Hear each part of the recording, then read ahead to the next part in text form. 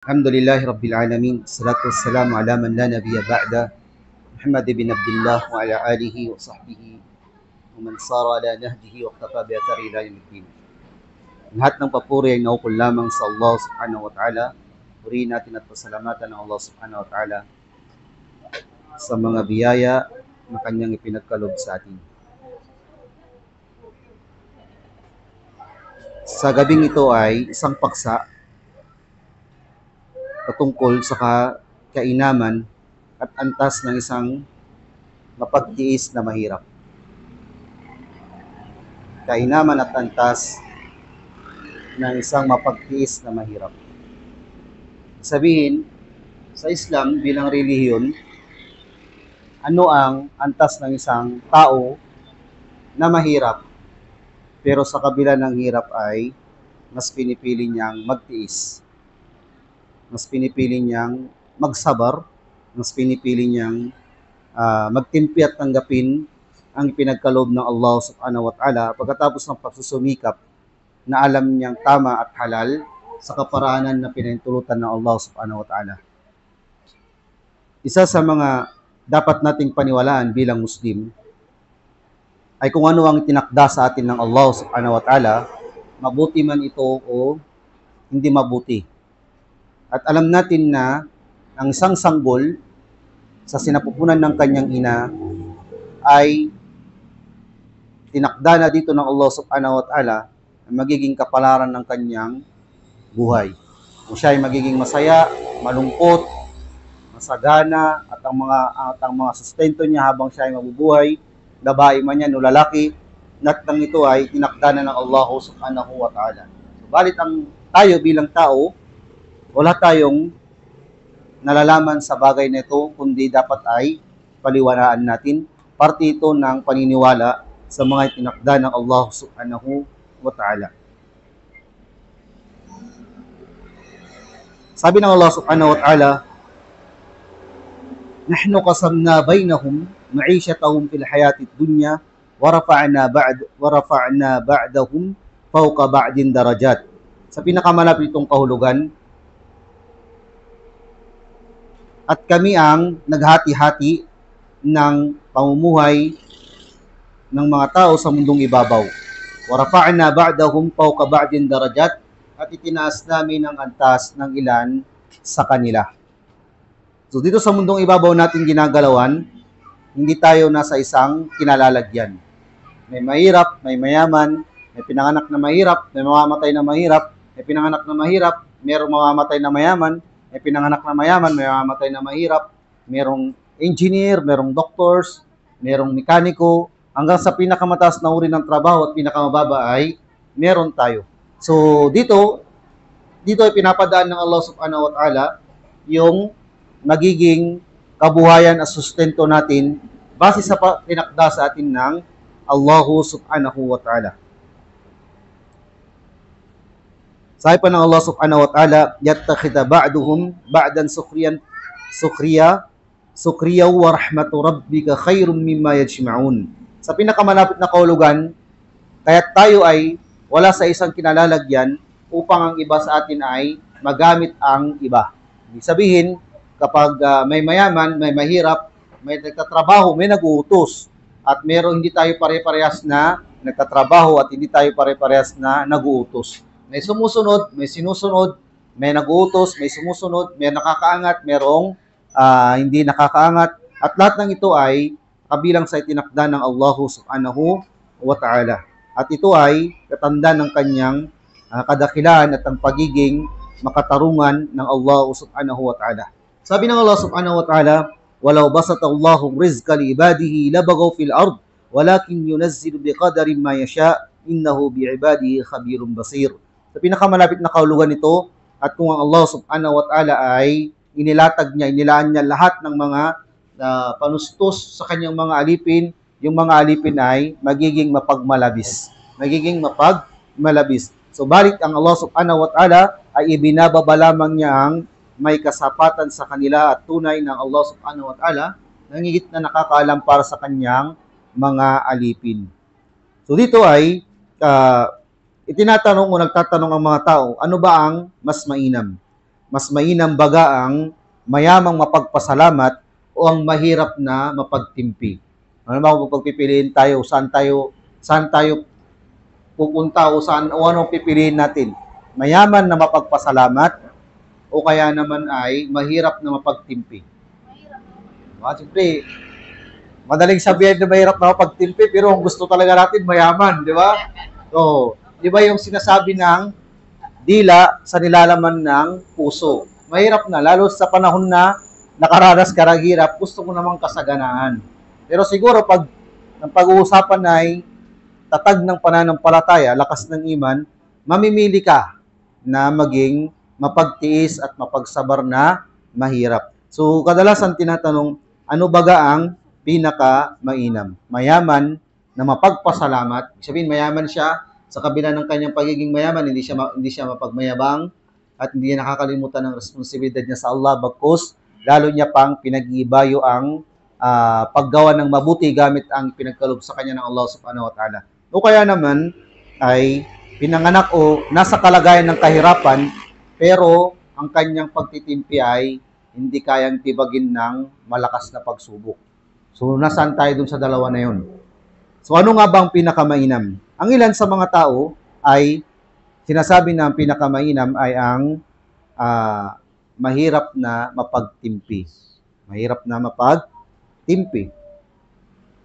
At si Sheikhul Islam Ibn Taymiyyah, rahimahullah, ang tanungin siya patungkol sa katanungan nito kung ano yung pinakamahirap at pinakamainam, mayaman na mapagpasalamat o mahirap na mapagtimpi, kanyang sinabi, anna afdalahuma at saqahuma lillah. Ang pinakamainam sa dalawa na to na pinagpipilian natin, yung lubusang may takot sa Allah subhanahu wa ta'ala. Fa innal ibrata bittaqwa sawa'un kana faqiran aw ghaniyan. Sabi ni Sheikhul Islam Ibn Taymiyyah, ang batayan at pamantasan ay takot sa Allah subhanahu wa ta'ala, mayaman man o mahirap ang katayuan. So anong pamantayan natin? Takot sa Allah subhanahu wa ta'ala. Kadalasan, ang isang taong mahirap ay hindi napupuri dahil sa kanyang kalagayan. Yun ang totoo. Mahirap ka, hindi ka mapupuri, liban kung merong magpapalamuti sa kahirapan na meron ka. Halimbawa, mahirap na magandang pag-uugali, mahirap na matapat, mahirap na malinis, diba? Mahirap na matyaga, mapagtimpi. Pero kung mahirap lang, kadalasan hindi ka mapupuri doon. Kadalasan hindi ka mapupuri.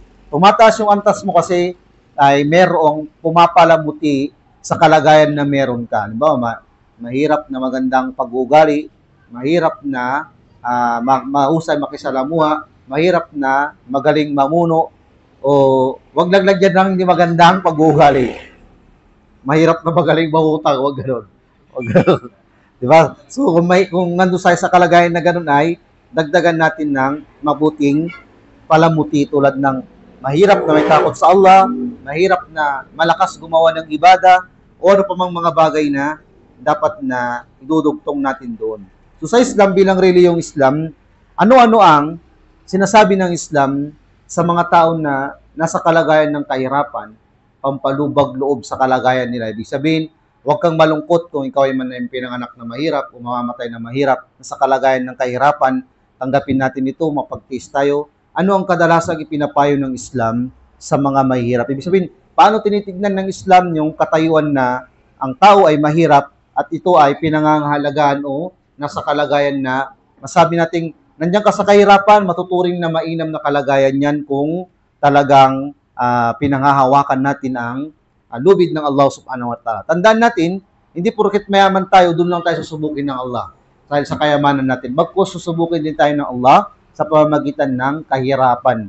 Paano mo ipapamuhay ang pagiging Muslim sa pamamagitan ng kalagayan na meron ka at pagsasabayin mo ang pagtitimpi at pagtitiis, pagpapatatag bilang isang Muslim sa kalagayang mahirap ka at sa pagsunod sa Allah subhanahu wa ta'ala. So ano ang sinasabi ng Islam?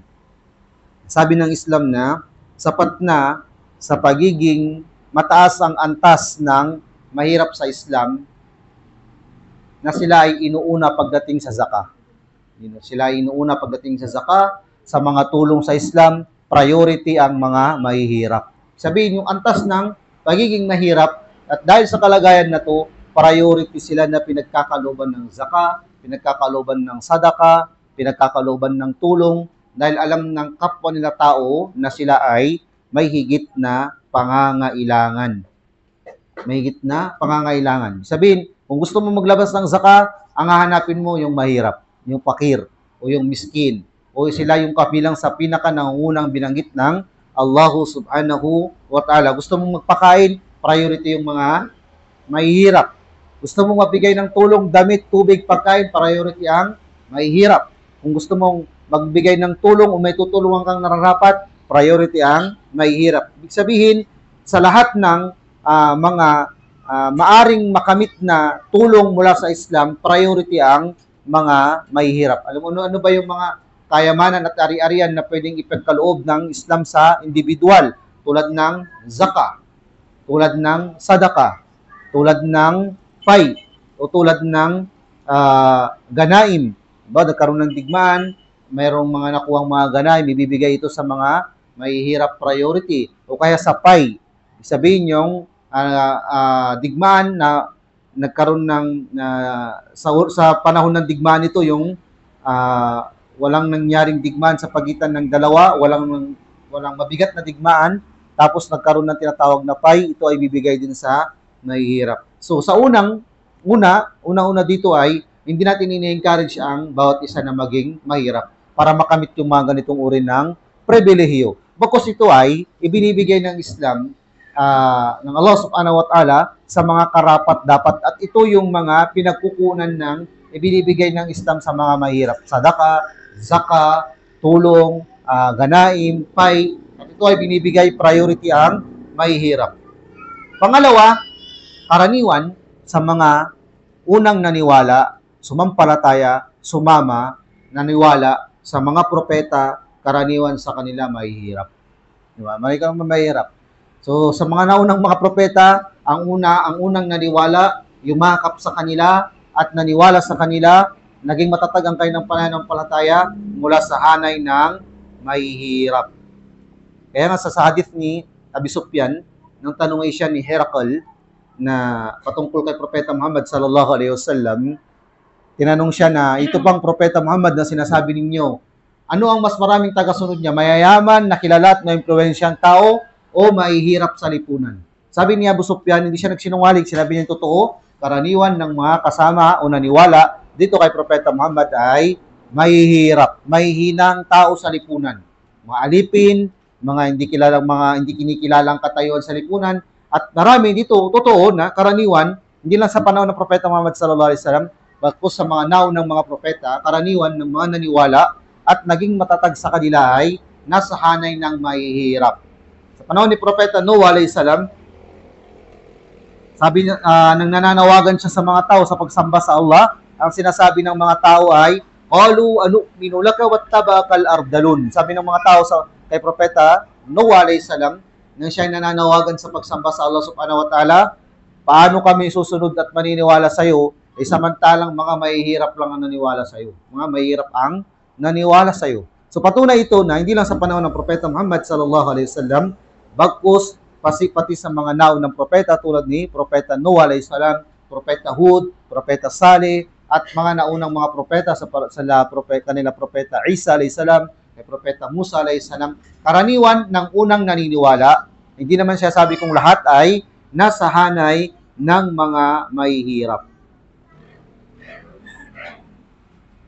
Pangatlo, dapat nating malaman dito na karaniwan din sa mga propeta ay hindi mayaman. Karamihan sa mga propeta mahihirap din. Nasa kalagayan ng nasa kalagayan ng hindi sila yung kilalang mayaman sa lipunan. Bagkus mga nasa baba pa ng middle na mga tao sa lipunan. Propeta Muhammad sallallahu alaihi wasallam, sabi niya, ma ba'athallahu nabiyyan illa ra'il ganam. Faqala ashabuhu, wa anta? Faqala na'am, kuntu ar'aha ala qawarita li ahli Makkah. Sabi sa hadith ni Abu Hurairah, inulat ni Imam Bukhari rahimahullah, ang Propeta Muhammad sallallahu alaihi wasallam ay nagsabi na hindi nagpadala ang propeta ng Allah maliban sa tagapastol ng kambing o tupa. Sabi ng mga sahaba ng Propeta Muhammad sallallahu alaihi wasallam, kahit na baga ikaw, ya Rasulullah, sabi niya kahit na ako ay nagpapastol din noon ng mga kambing ng mga taga-Makkah. So, taga-pastol din ng Propeta Muhammad sallallahu alaihi wasallam. Sunod dito ay, ang mga mahihirap ay kabilang sa mga minamahal ng Allah subhanahu wa ta'ala at labis na minamahal ng kanyang piling mga tao tulad ng mga propeta at ng mga minsahero ng Allah subhanahu wa ta'ala. Kaya karamihan ng mga kasama ng mga propeta at naging kasama ng mga propeta ay mahihirap. Kadalasan at karaniwan ay mahihirap. So, hindi natin may magkapagkakaila ito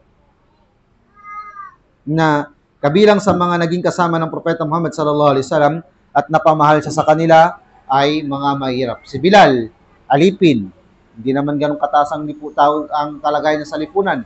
Yung mga unang nag-voice ng buhay sa Islam, yung pamilya at ang kani Alo Yasir, sila ay hindi mga matataas na tao sa lipunan o may impluwensyang tao o mayayaman. Propeta Muhammad sallallahu alaihi wasallam, kabilang sa kanyang mga dua, Allahumma inni as'aluka fi'lal khairat wa tarkul munkarat wa hubbal masakin.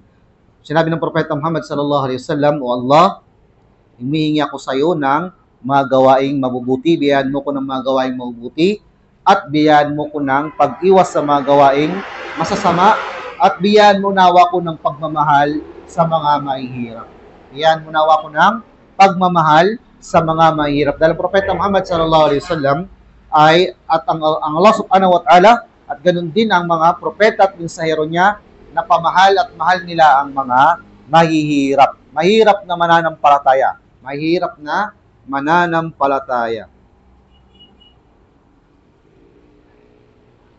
So, hindi dito batayan sa sinasabi natin at idinidiin natin yung pagiging mahirap ng isang tao, mahal siya ng Allah subhanahu wa ta'ala, o pagiging mababang uri sa lipunan, mahal siya ng Allah. Hindi lang yun, bagkus ay pagkakaroon niya ng iman at pagkatakot sa Allah subhanahu wa ta'ala. Kasi pinag-usapan natin dito, pananampalatayang Islam. So hindi lang dito yung basihan na mahirap, mababang uri sa lipunan, bagkus matatag na mananampalataya na sinamahan ng malakas na iman. Malakas na iman.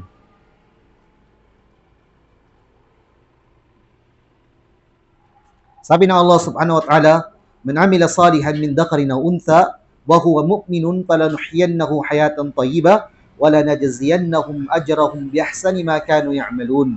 Sabi ng Allah subhanahu wa ta'ala, sino man ang gumawa ng gawaing mabuti mula sa kalalakihan at kababaihan at siya ay mananampalataya. Gumagawa ng gawaing mabuti at mananampalataya. So pag gumagawa ng gawaing mabuti, hindi mananampalataya, hindi siya pasok dito. O kaya naman ay hindi siya mananampalataya, gumagawa siya ng gawaing mabuti, hindi rin siya pasok dito. Gumagawa ng gawaing mabuti, pagkatapos mananampalataya siya, palanahyannahu hayatan tayyiba, pagkakalob namin sa kanya, sabi ng Allah subhanahu wa ta'ala, ang taimtim na pamumuhay, wala najziyannahum ajrahum biahsani ma kanu ya'malun. Sabi ng Allah subhanahu wa ta'ala, daming ipagkakalob sa kanila ang gantimpala nila sa pinakamainam na gawain ng kanilang mga gawain. So dito ay ang batayan dito hindi lang dahil mahirap ang isang tao, bagkus tatag ng pananampalataya niya sa Allah subhanahu wa ta'ala. Kaya nga may kasabihan mga ulama na pagkam min faqirin fi a'yunin nas walahu manzilatun wa sya'nun 'inda Allah ta'ala. Ilan ba sa mga tao na mahihirap sa paningin ng kanyang kapwa-tao, subalit meron siyang mataas na kinalalagyan sa Allah subhanahu wa ta'ala. So, hindi batayan dito yung mahirap ka o mayaman. Ang batayan dito ay takot sa Allah subhanahu wa ta'ala. Kung mayaman ka, na ginagamit mo ang kayamanan na pinagkalob sa'yo ng Allah subhanahu wa ta'ala, sa kung ano yung higit na para sa Allah subhanahu wa ta'ala, tiyak na higit na mas mainam dito. Kasi, ang hindi batayan dito yung mahirap ka o mayaman ka, angat ka o mababa ka sa lipunan. Ito ang batayan dito ay pananampalataya at takot sa Allah subhanahu wa ta'ala. Sa hadith ni Imam Bukhari, rahimahullah, na iniulat ni Sahal ibn Sa'd as-Sa'idi radiyallahu an, sabi niya napadaan ang isang lalaki isang araw sa Propeta Muhammad sallallahu alaihi wasallam, at ang Propeta Muhammad sallallahu alaihi wasallam ay may kasamang isang lalaki. at sila ay nakaupo. Sabi ng Propeta Muhammad sallallahu alaihi wasallam, ano ang masasabi mo sa lalaking dumaan na yon? May dumaan na lalaki, nakaupo ang Propeta Muhammad sallallahu alaihi wasallam, at ang isang lalaki, ang Propeta Muhammad sallallahu alaihi wasallam, tinanong niya lalaki na yon, ano ang masasabi mo sa lalaking dumaan na yon? Sabi ng kausap ng lalaki ay, rajulun min asyrafin nas, isa sa mga may tuturing na marangal na mga tao. Dumaan na lalaki na yon ay isa sa may tuturing na marangal na mga tao, at kung siya man ay hilingin niya na mapangasawa ang isa sa mga kababaihan, ay malabo siyang tanggihan. Malabo siyang tanggihan. Wa in syafa'a an yushaffi. Sabi niya dito ay kapag ay ninais niyang mamagitan, ay ipagkakalob ang kanyang pamamagitan. Sabihin kung mamamagitan siya sa isang tao, para sa isang tao, pakikinggan at hindi siya tatanggihan dahil siya sa mga marangal na tao sa lipunan. Propeta Muhammad sallallahu alaihi wasallam, tumahimik lang siya. Ibig sabihin, hindi siya nagbigay ng komento sa kung ano ang naging komento ng kausap niya. Pagkatapos nung nilang sagot ay may dumaan na lalaki. May dumaan ulit na lalaki. Ang Propeta Muhammad sallallahu alaihi wasallam, tinanong niya ulit yung katabi niya, ma ra'yuka fi hada? Anong masabi mo sa taong dumaan na yon? Sabi ng lalaki na katabi niya, fakirun min fuqara'il muslimin. Mahirap na kabilang sa mahihirap ng mga Muslim. Sabihin, ang lalaki na dumaan na yon, ang puna ng katabi ng Propeta Muhammad sallallahu alaihi wasallam, mahirap na kabilang sa mahihirap ng mga Muslim. Sabi niya kung manghingi siya ng permiso na pakasalan ng isa sa mga kababaihan, malabo na payagan. Mahirap malabo na payagan.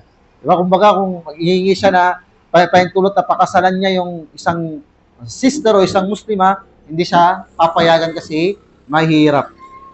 Wa in syafa'a alla yushaffi. Sabi niya, kung mamagitan man, malabo na mamagitan siya. Ibig sabihin, kung mamamagitan man, dahil sa pagiging mahirap niya, malabo na bigyan ng pahintulot na magitan. So, kahit na magsalita man, sabi dito ay, kahit magsalita man, malabo ring pakinggan. Masaklap yun, dahil lang dahil mahirap.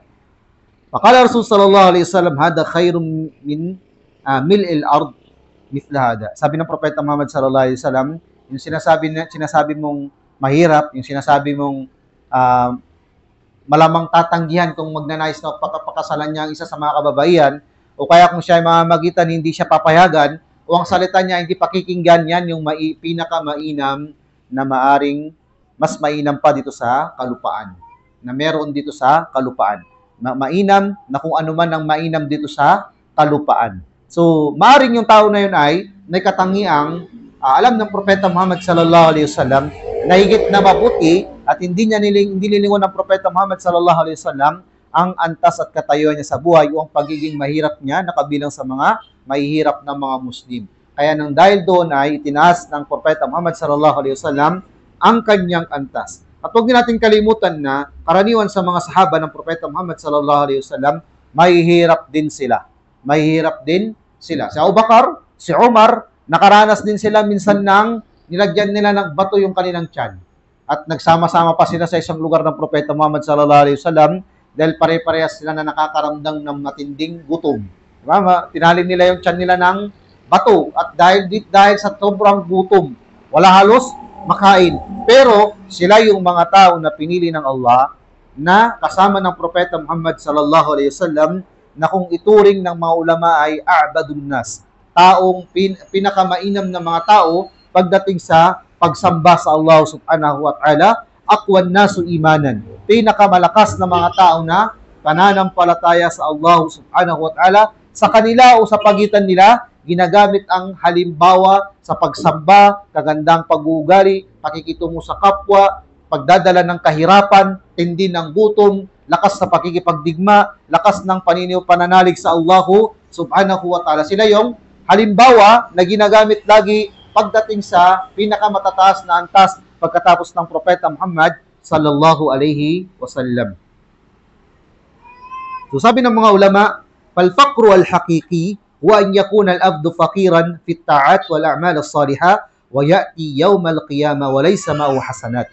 Sabi ng mga ulama, ang tunay at literal na definasyon ng taong mahirap ay yung taong mahirap yung alipin na mahirap sa paggawa ng gawaing mabuti. Walang nagagawang gawaing mabuti at darating sa araw ng paghukom na wala siyang mga daladalang good deeds. Ito yung mahirap na may tuturing na mahirap na definasyon. Definasyon natin sa buhay, may mahirap, may mayaman. At alam natin yung kaibahan ng mahirap at mayaman. Pero dito lang ito sa mundo.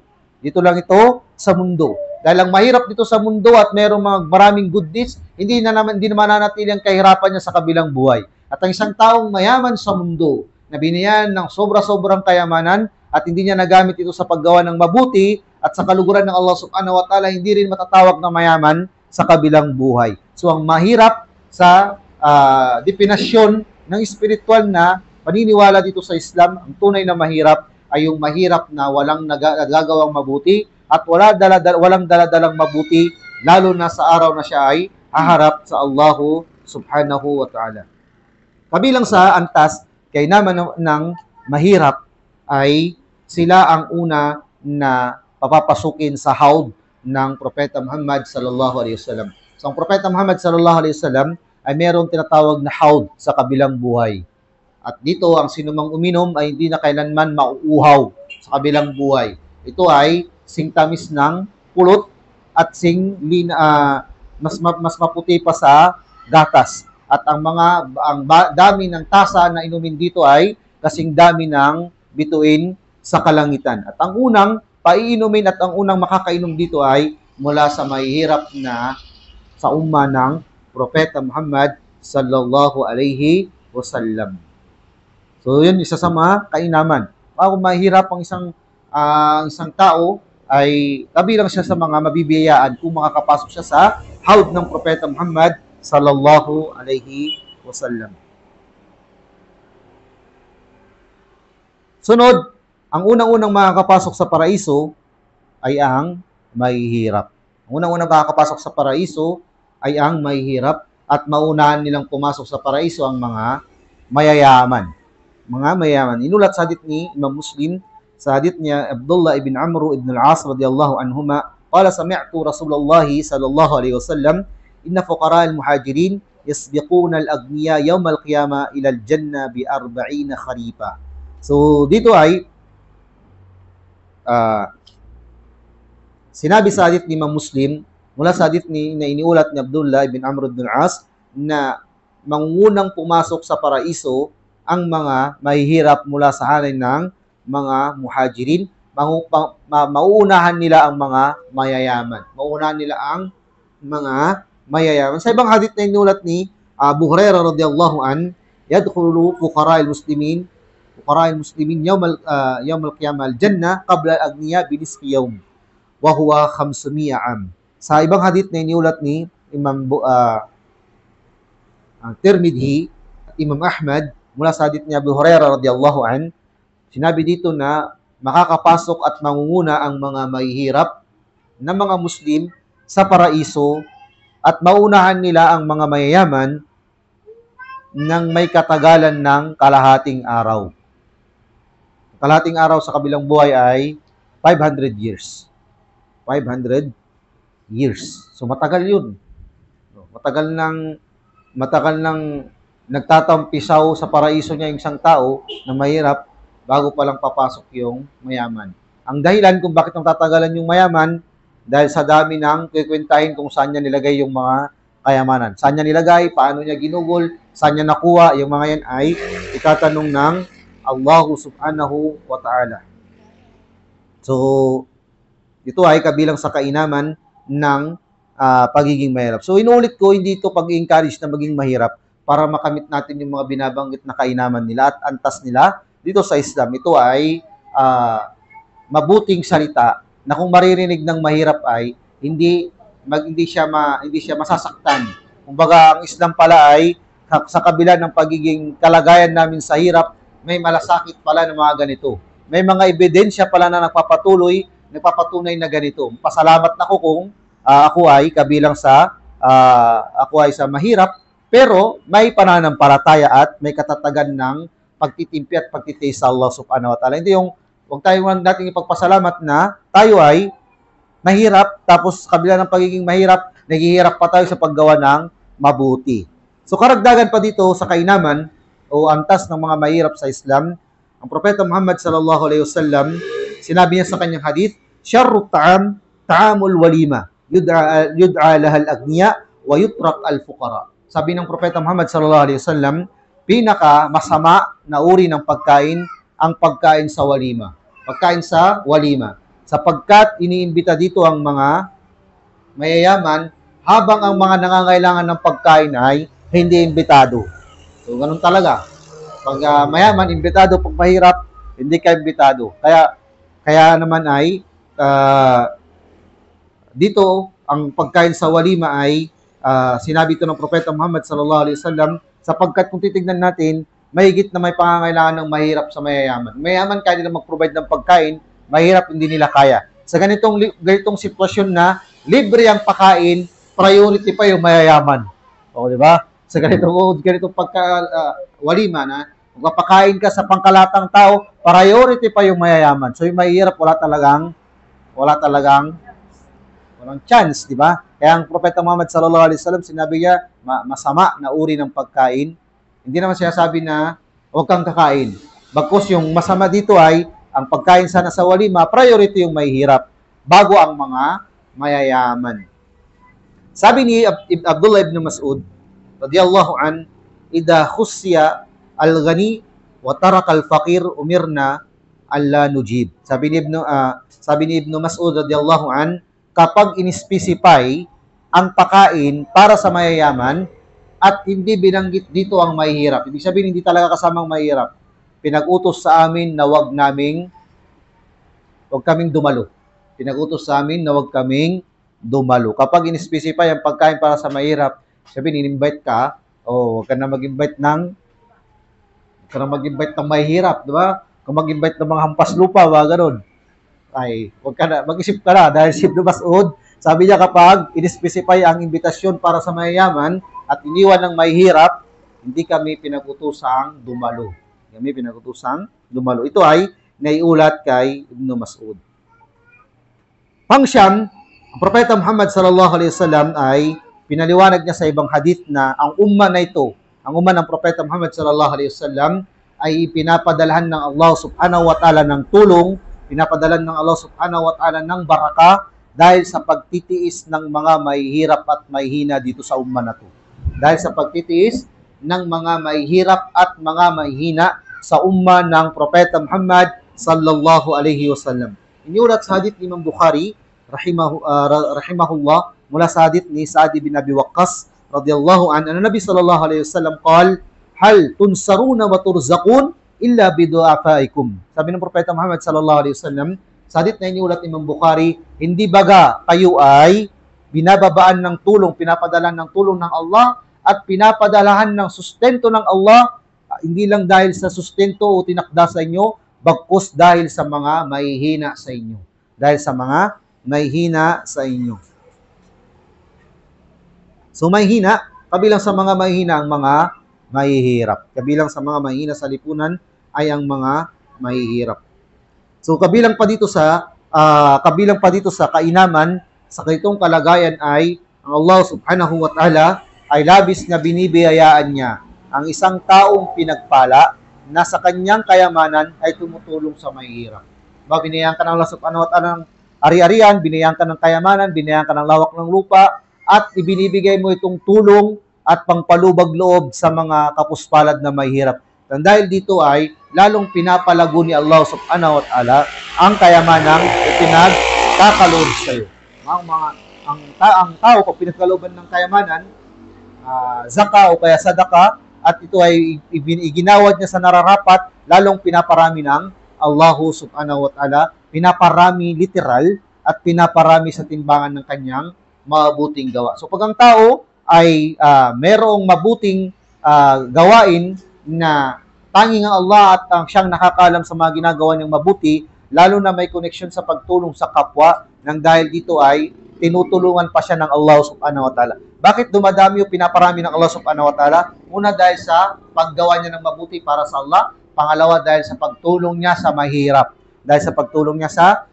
At nangangailangan. Nang dahil dito, pinapalawig ng Allah subhanahu wa ta'ala ang ipinagkakaloob sa kanya ng Allah subhanahu wa ta'ala. So ilan ito sa mga kainaman at antas ng isang taong mahirap o isang Muslim na mahirap na nagtitiis sa kahirapan at naniniwala sa katatagan niya ng paniniwala sa Allah subhanahu wa ta'ala, partito ng pamumuhay niya sa mundo at partito ng pagsubok na sinusubok siya ng Allah subhanahu wa ta'ala. So bilang isang Muslim, mayaman man at mahirap, ang pinakamainam dito ay yung may takot sa Allah subhanahu wa ta'ala at namumuhay alinsunod sa kaparaanan na ng Propeta Muhammad sallallahu alaihi wasallam at ginagamit niya kung ano yung meron sa kanya na binigay ng Allah sa kaparaanan ng pagsunod sa Propeta Muhammad sallallahu alaihi wasallam at sa Allah subhanahu wa ta'ala. So inuulit ko at patuloy kong ulit-ulitin, hindi ito pang-encourage na maging mahirap tayo.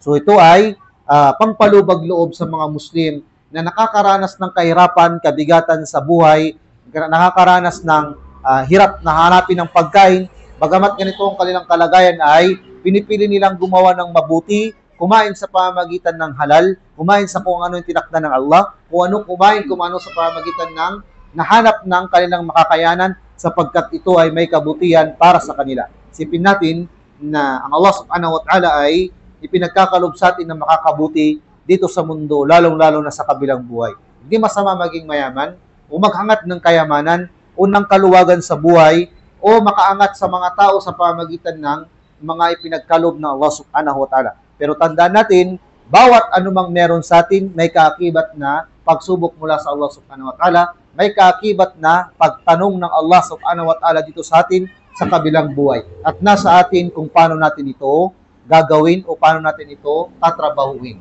Tunay na ang kabilang sa pagiging kumpleto ng reliyong Islam ay ang naglaan ng maraming bagay sa lahat ng antas ng buhay ng tao, kalagayan ng tao dito sa mundo, at ito ay binigyan ng kagaanan ng Islam para sa mga tao na merong mabigat na mga pinagdadaanan dahil sa kalagayan nila sa buhay. Hiningin natin lagi sa Allah subhanahu wa ta'ala ng bawat Muslim na nakakaranas ng hirap sa kanyang pamumuhay ay paluwagin nawa sa kanya ng Allah subhanahu wa ta'ala at ipagkaloob ang mabuti. At sino mang nakakaranas ng kaluwagan sa buhay ay gawin nawa ng Allah subhanahu wa ta'ala ang instrumento ang kanyang kaluwagan na makatulong sa mga Muslim na nangangailangan.